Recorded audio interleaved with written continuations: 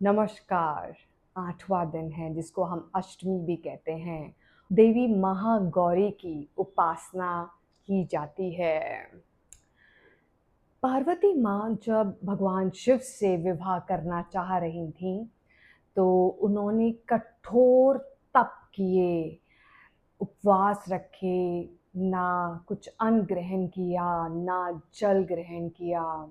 तो उस कठोर तप के उस प्रोसेस में उनकी जो बाहरी शारीरिक स्किन है, वो काली पड़ गई थी।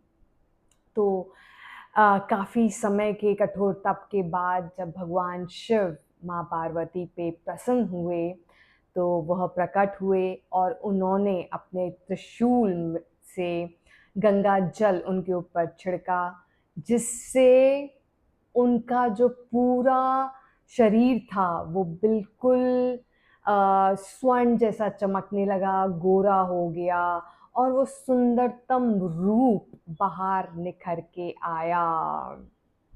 तो दोस्तों, हम मूलतः अपनी सुंदरता को कहाँ देखते हैं? अपने शरीर में देखते हैं।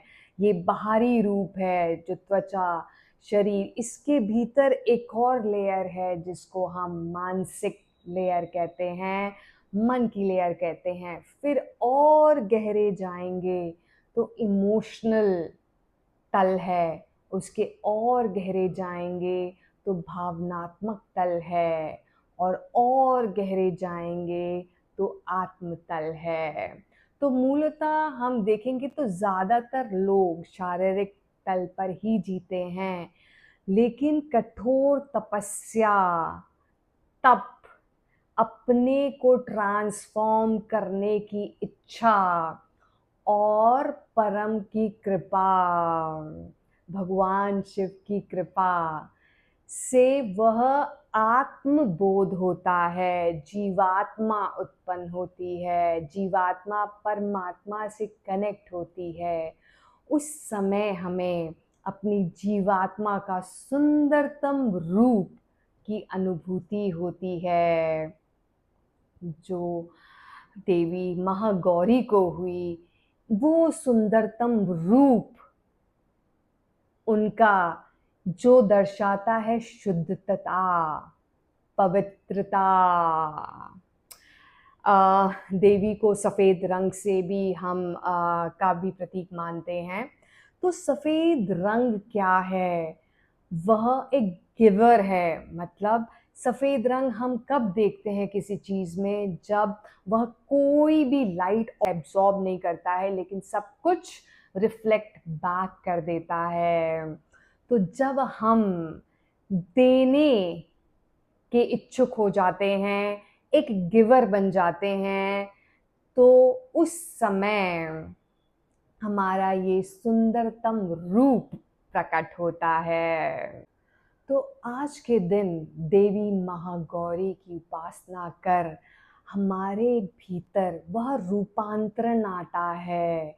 जैसे पहले 7 दिन हम धीरे-धीरे अपनी इम्प्योरिटीज़ पे कार्य करते गए, उसका नाश करते गए और आज 8वें दिन वो रूपांतरण का दिन है, जब हम रूपांतरित होने के लिए तैयार हैं। जैसे अगर हमें छत पे चढ़ना है, तो पहली सीढ़ी पे पैर ज़रूर रखना है, लेकिन पहली सीढ़ी को छोड़ के जब हम दूसरी सीढ़ी पे चढ़ेंगे, फिर तीसरी पे चढ़ेंगे और ऐसे-ऐसे करके लास्ट सीढ़ी पे चढ़ेंगे, तभी हम छत पर पहुँच पाएँगे। उसी प्रकार हमारे जीवन में भी है। जब हम अपनी षटरिपु को एक-एक कर उस पे विजय प्राप्त करते हैं, या कहा जाए उसके ऊपर उठ जाते हैं, तब हम रूपांतरित हो जाते हैं। तो देवी महागौरी की उपासना कर हम मेटलिस्टिक वर्ल्ड से स्पिरिचुअल यात्रा की तरफ भी बढ़ते हैं, क्योंकि जब हमारे अंदर इच्छाएं बहुत हो, सुख सुविधाएं का लोभ बहुत हो, पकड़ बहुत हो चीज़ों की, तो ये जो 7 दिन आपने व्रत रखा, पूजा की, उपासना की, उससे आपके भीतर वो आध्यात्मिक यात्रा की ओर चलने की एक चिंगारी जल उठती है और आप ये समझ पाते हैं कि इस मेटलिस्टिक वर्ल्ड या मंडेन वर्ल्ड से भी ऊपर कुछ है जिसकी तलाश ये जीवात्मा कर रहा है। उसको सुकून, उसको आनंद केवल उस परम ऊर्जा से जुड़ने पर ही हो पाता है। जैसे इस कथा में भी महागौरी जब भगवान शिव से उनका विवाह होता है, तो उनकी जितनी उन्होंने कठिनाई, कष्ट झेले थे शिव जी को प्राप्त करने के लिए, वह एक सुंदरतम रूप लेते हैं और वहाँ पार्वती और भगवान शिव का मिलन होता है। तो आज के लिए इतना ही। चलिए थोड़ा और रस में डूबेंगे, भक्ति भाव में डूबेंगे।